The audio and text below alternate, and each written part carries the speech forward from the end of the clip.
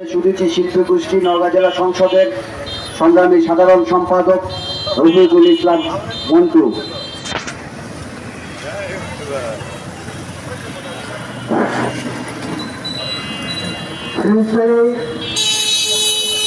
সভাপতি মঞ্চ কর্তৃক আয়োজিত আজকে মানববন্ধনের সম্মানিত সভাপতি, আজকে আমরা সারা বিশ্বে যে বর্বরতা, অমানবিক অত্যাচার, নির্যাতন এবং হাজার হাজার শিশুসহ নারী বৃদ্ধ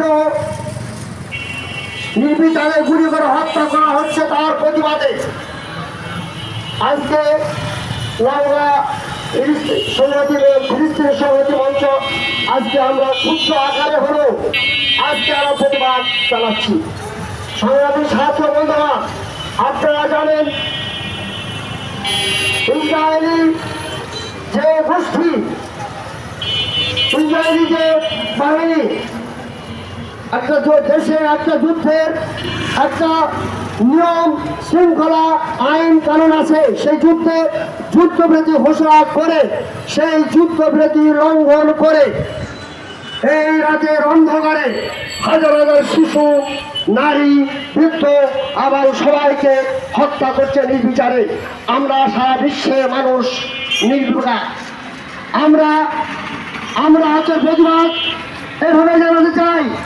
আমরা যারা সুস্থ মানুষ আছি, আমরা হচ্ছে এই তীব্র বর্বরতার নিন্দা জানাই এবং সেই সাথে এই সারা বিশ্বের একই রকম ভাবে এই প্রতিবাদ করে অতি বিলম্বে এই যুদ্ধবিরতি করা হোক এবং যুদ্ধবিরতি ঘোষণা করা হোক এবং এর বিরুদ্ধে